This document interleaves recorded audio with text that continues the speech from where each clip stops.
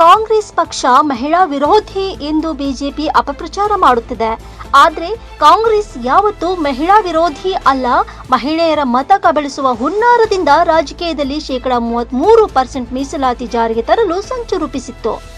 ಈಗ ಅದು ವಿಫಲವಾಗಿದೆ. 2023ರಲ್ಲಿ ಮಹಿಳಾ ಮೀಸಲಾತಿ ಕಾಯ್ದೆಯನ್ನ ಕೇಂದ್ರದ ಬಿಜೆಪಿ ಸರ್ಕಾರ ಜಾರಿಗೊಳಿಸಿತ್ತು.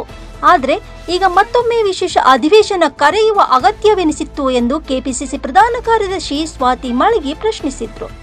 ಈ ವೇಳೆ ಸುಜಾತ ದೊಡ್ಮನಿ ಕೂಡ ಕೇಂದ್ರದ ವಿರುದ್ಧ ಗುಡುಗಿದ್ರು. ನಮಸ್ಕಾರ.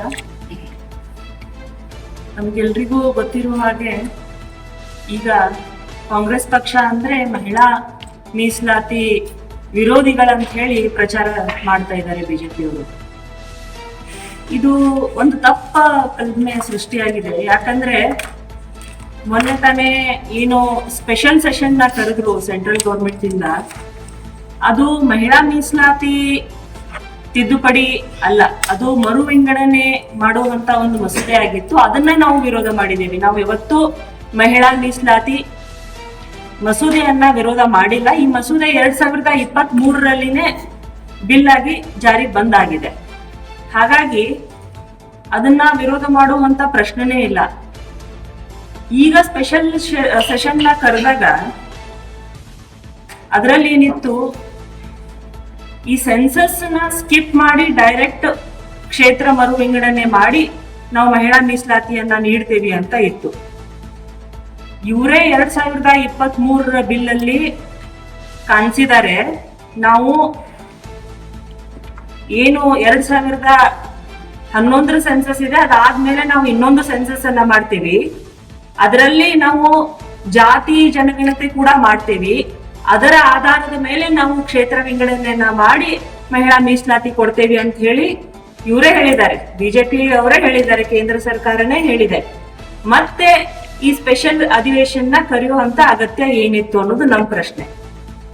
ಇದ್ರ ಉದ್ದೇಶ ಏನಂದ್ರೆ, ನಾವು ಮಹಿಳೆಯರ ಪರವಾಗಿ ಅದೇವಿ ಅಂತ ಹೇಳಿ ತೋರ್ಸೋದಕ್ಕೆ ಪಂಚರಾಜ್ಯಗಳ ಚುನಾವಣೆ ಬಂತು, ಒಂದು ಅಧಿವೇಶನ ಕರೆದೊಂದು ನೆವ ಮಾಡಿ ಇದಕ್ಕೆಲ್ಲ ನಮ್ಮ ವಿರೋಧ ಪಕ್ಷದವರು, ಅಂದ್ರೆ ನಾವು ಕಾಂಗ್ರೆಸ್ನವರಾಗಿರ್ಬೋದು, ಬೇರೆ ಪಕ್ಷದವರಾಗಿರ್ಬೋದು, ಬಿಜೆಪಿ ಮಾಡತಕ್ಕಂತ ಮಹಿಳಾ ಮೀಸಲಾತಿಯ ವಿರೋಧಿಗಳಿದ್ದೇವೆ ಅಂತ ಹೇಳಿ ತೋರ್ಸೋದಕ್ಕೆ ಈ ಒಂದು ಸ್ಪೆಷಲ್ ಸೆಷನ್ ನ ಕರೆದಿದ್ರು.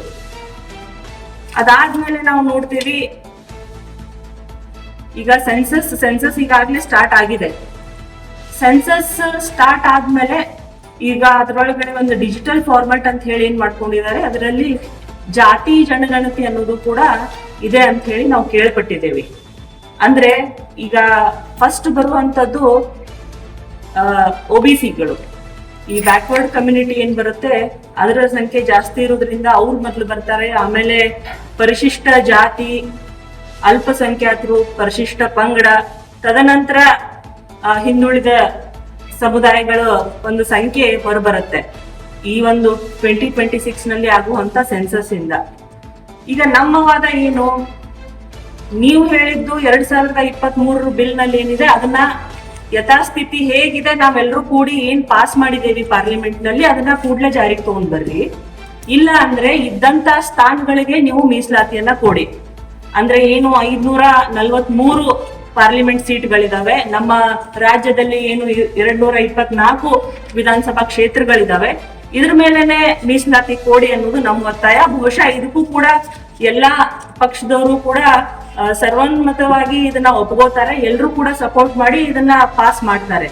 ಇದನ್ನ ಕೂಡ್ಲೇ ತರುವಂತ ಒಂದು ಶಕ್ತಿ ಅವ್ರಿಗೆ ಇರೋದ್ರಿಂದ ಇದನ್ನ ಮಾಡ್ಬೇಕಂತ ಹೇಳಿ ನಮ್ಮ ಒತ್ತಾಯ. ನಾವು ಸ್ವಲ್ಪ ಇದನ್ನ ಇತಿಹಾಸ ನೋಡಿದ್ರೆ, ಮಹಿಳಾ ಮೀಸಲಾತಿ ಕಮಿಟಿ ಫಾರ್ಮೇಶನ್ ಆಗಿದ್ದು 1987ರಲ್ಲಿ.